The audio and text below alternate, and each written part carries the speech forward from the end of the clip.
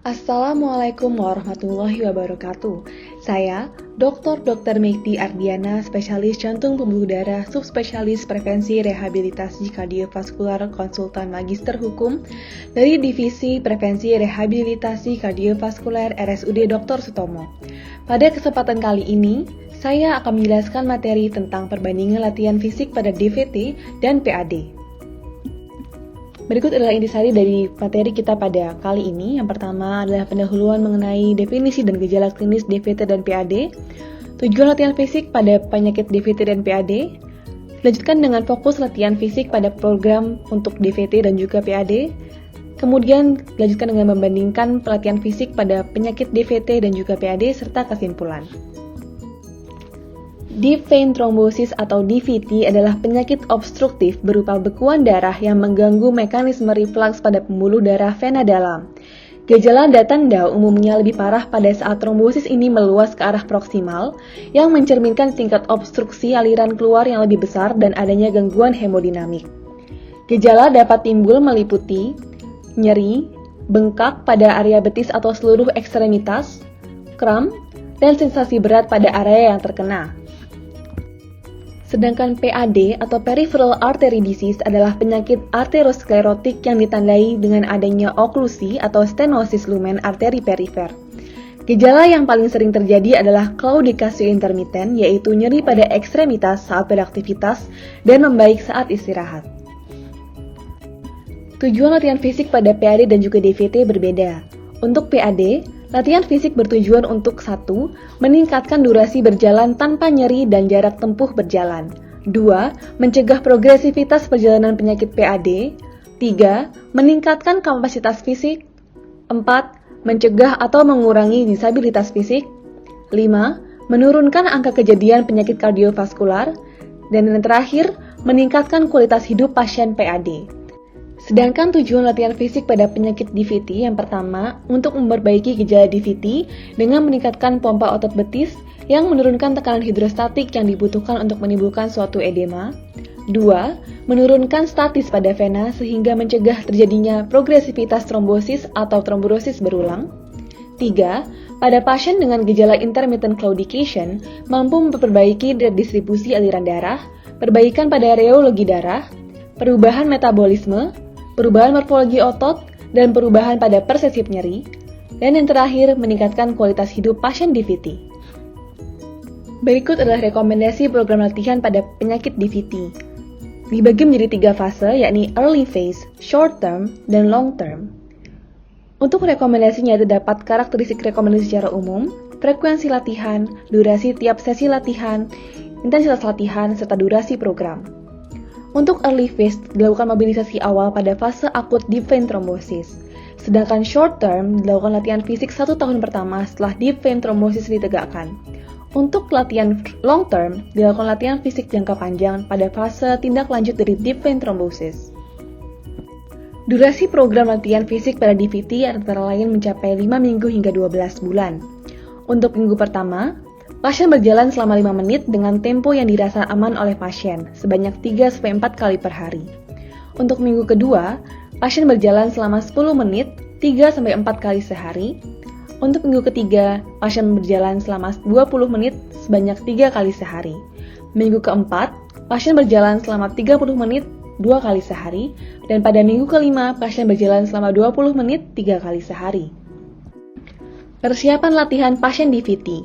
Latihan sebaiknya dilakukan di sekitar rumah dengan medan datar dan area yang cukup untuk pasien dapat beristirahat selama latihan. Lakukan pendinginan terlebih dahulu selama 5 menit sebelum latihan. Pasien DVT juga dapat melakukan sitting exercise. Yang pertama, ankle pumps, di mana pasien duduk di kursi, telapak kaki digerakkan ke atas dan ke bawah sebanyak 30 kali per jam. Yang kedua adalah knee extension. Pasien meluruskan salah satu lutut, diturunkan kaki perlahan ke lantai dengan menekuk lutut sebanyak 30 kali per jam. Yang terakhir adalah knee lifts, di mana pasien mengangkat salah satu lutut semaksimal mungkin, lalu diturunkan secara perlahan. Lakukan pada kedua kaki, gerakan dilakukan sebanyak 30 kali per jam. Latihan fisik yang dilakukan oleh pasien DVT juga dapat dilakukan pada posisi lying down, atau disebut dengan lying down exercise. Yang pertama adalah leg raise. Pasien berbaring miring dengan satu kaki bertumpu pada kaki lainnya. Angkat kaki bagian atas secara perlahan hingga membentuk sudut 45 derajat dan tahan sejenak, lalu diturunkan. Ulangi gerakan yang sama pada sisi yang berlawanan. Yang kedua adalah ankle extension. Pasien berbaring, pasien menekuk jari-jari kaki ke arah Anda. Tahan selama 3 detik, lalu tekan jari-jari kaki ke bawah, tahan, dan ulangi. Yang ketiga adalah knee to chest. Pasien berbaring, pasien menekuk lutut kanan dan perlahan ditarik ke arah dada. Ditahan selama 15 detik, lalu diturunkan perlahan dan diulangi dengan kaki yang satunya. Rekomendasi latihan pada penyakit PAD. Rekomendasi ini mencakup karakteristik latihan, frekuensi latihan, durasi tiap sesi, intensitas latihan, durasi program, serta keuntungan. Untuk yang pertama adalah dengan treadmill yang disupervisi, dengan frekuensi 3 kali seminggu dimulai dari 15 menit per sesinya dan dapat meningkat hingga 45 hingga 50 menit per sesi. Durasi program minimal adalah 12 minggu dengan keuntungan 180 meter berjalan dengan treadmill dapat meningkatkan jarak 6-minute walking test sebesar 30 hingga 35 meter. Yang kedua adalah latihan berjalan berbasis rumah, dilakukan sebanyak 3-5 kali per minggu, selama 12 minggu hingga 6 bulan. Keuntungan dari latihan ini adalah meningkatkan jarak 6-minute walking test sebesar 45 hingga 55 meter. Berjalan merupakan latihan yang paling efektif untuk pasien PAD dengan claudicatio. Namun pada individu dengan kesulitan berjalan seperti obesitas, latihan ergometer dapat digunakan untuk meningkatkan kebugaran. Latihan ergometer ini dilakukan dengan frekuensi 2 kali per minggu, 10 set tiap set dalam 2 menit ergometer. Dilakukan selama 12 minggu hingga 6 bulan. Latihan ergometer ini dapat meningkatkan shuttle corridor walk test sebesar 30%. Persiapan latihan pada pasien PAD. Sebelum memulai program latihan, pasien PAD melakukan treadmill menggunakan protokol Gardner-Skinner untuk mengidentifikasi peak walking time atau PWT, yaitu durasi hingga pasien berhenti karena nyeri berat di kaki, sebagai dasar preskripsi latihan berjalan dan evaluasi ada tidaknya iskemia koroner. Berikut adalah protokol latihan fisik dengan supervisi Gardner and Skinner Protocol. Sarana dan prasarana meliputi tempat terbuka atau gimnasium, tenaga medis sebagai supervisi, mesin treadmill, tensimeter dan pulse oximetry, troli emergency, stopwatch, serta alat tulis. Pertama-tama pasien datang dengan menggunakan kaos olahraga, celana olahraga, dan sepatu yang nyaman. Kemudian, ukur tanda vital pasien sebelum latihan dimulai. Pasien kemudian dipersiapkan untuk pemanasan dan peregangan otot sebelum latihan dimulai. Jalankan treadmill dengan kecepatan awal dan konstan 2 mph dengan inklinasi 0% tanpa menanjak. Jalankan pasien sampai keluhan claudicatio intermittent timbul, nyeri skala 3-4 pada claudicatio intermittent pain scale. Saat keluhan claudicatio timbul, hentikan latihan, dudukkan pasien sejenak di kursi sampai keluhan claudicatio hilang. Lanjutkan latihan dengan kecepatan 2 mph dan naikkan inklinasi, kemiringan tanjakan sebesar 2% setiap 2 menit. Latihan maksimal diberikan selama 30 hingga 45 menit. Lakukan pencatatan jarak tempuh, waktu di mana mulai terjadi claudicatio, dan waktu di mana terjadi puncak dari gejala claudicatio pada pasien. Isi dokumen laporan evaluasi pasien setelah latihan selesai. Berikut adalah penjelasan lebih lanjut mengenai protokol latihan fisik dengan supervisi atau treadmill walking.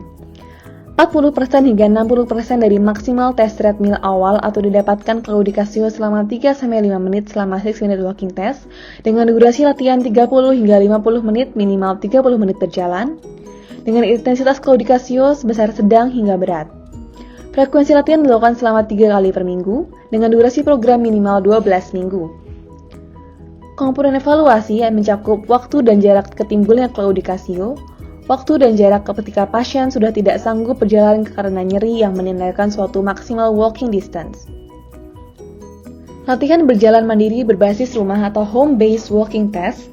Latihan ini menghemat waktu, tenaga, dan biaya, dapat dimonitor secara mandiri dan dapat dievaluasi dengan melihat adanya progresivitas dari jarak 6-minute walking test.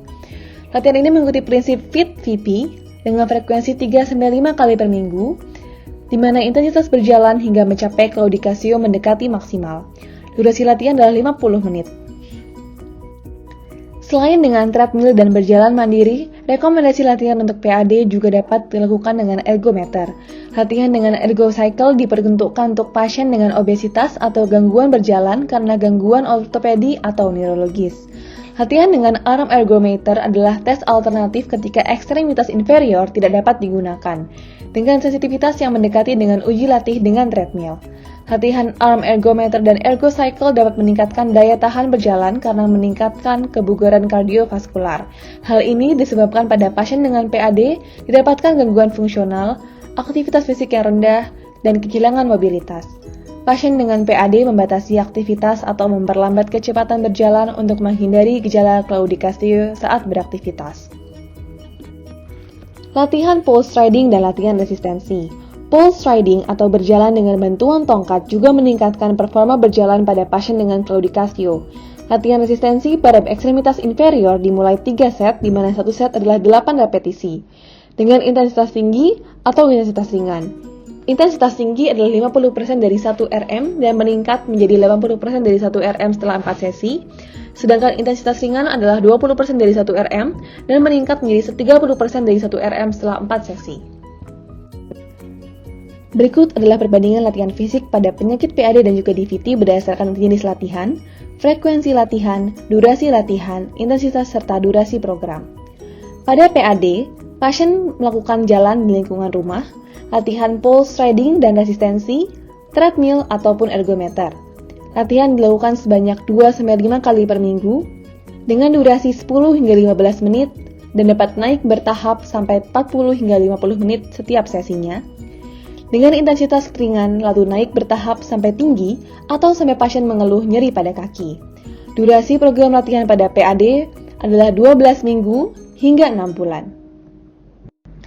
Sedangkan latihan fisik pada DVT mencakup jalan di area lingkungan rumah dan latihan fisik pada posisi duduk dan berbaring. Latihan ini dapat dilakukan sebanyak 2-4 kali per hari, 5-7 kali per minggu. Durasi latihan adalah selama 5 menit, naik bertahap sampai 40 menit di setiap sesinya, dengan intensitas ringan hingga sedang tergantung kemampuan masing-masing individu. Durasi program pada penyakit DVT mencapai kurang lebih 5 minggu hingga 12 bulan. Dari sini dapat disimpulkan bahwa tujuan utama dilakukan latihan fisik pada penyakit PAD ataupun DVT adalah untuk mencegah progresivitas penyakit sekaligus meningkatkan kapasitas fisik sehingga pada akhirnya dapat meningkatkan kualitas hidup pasien. Durasi masing-masing program latihan fisik membutuhkan waktu yang cukup lama, mulai hitungan minggu hingga tahun, sehingga pasien perlu sabar dan cermat dalam menjalani seluruh program latihan. Dukungan dari keluarga akan sangat membantu pasien menjalani program latihan fisiknya. Konsultasikan kepada dokter program latihan fisik terutama yang bisa dilakukan secara mandiri oleh pasien di rumah, sehingga pasien akan mendapatkan hasil yang optimal. Demikianlah materi mengenai perbandingan latihan fisik pada penyakit DVT dan PAD. Semoga materi yang saya sampaikan dapat bermanfaat bagi kita semua. Wassalamualaikum warahmatullahi wabarakatuh.